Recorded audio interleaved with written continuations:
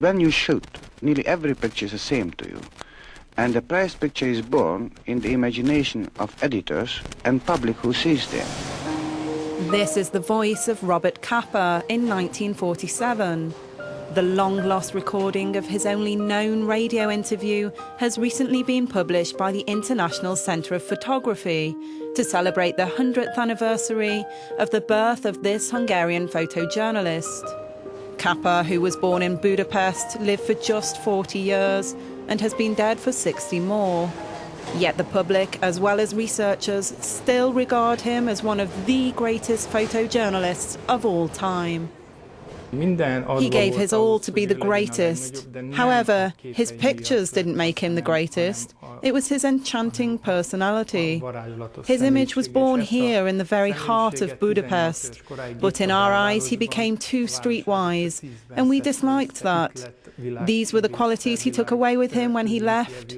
He couldn't even take photographs at first. Although he learnt the methods of Joseph Petzi, he only wanted to chase the girls.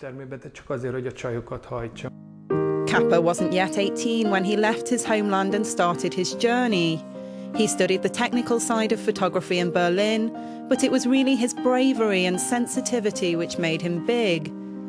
3 series of pictures were developed from the master selection of his work, one of which is owned by and on display in the Hungarian National Museum. The Centennial exhibition in Budapest shows the different faces of Robert Capa, the photojournalist who took photos of heroes while himself being considered a hero, the emigrant who was chased by life and driven by adventure, and the gambler who was fond of playing and not afraid of taking risks. The visitors are gamblers too. They have to accept the fact that here they will not only see good pictures in nice frames, but also a series of exciting installations, which give the little details and fragments needed to make one's own jigsaw puzzle of Capa. Well, as close as one can get to a clear picture of photojournalism. Capa was the first photographer on scene for the D-Day landings in Normandy.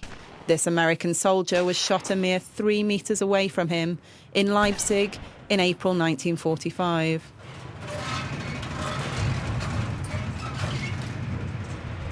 In this exhibition, we can also see the final edit of his pictures in the American magazine Life. Capa's centenary will see the opening of the Robert Capa Contemporary Photographic Centre in Budapest, which will serve as an exhibition space, a cultural centre and a social centre for professionals. Our main goal is to establish an institution. We'd like to open exhibitions and start professional and educational programmes to place ourselves on the cultural map of Europe. Capa is famous for redefining wartime photojournalism. If your photos aren't good enough, you aren't close enough, he claimed. He got as close as possible to everything and everybody.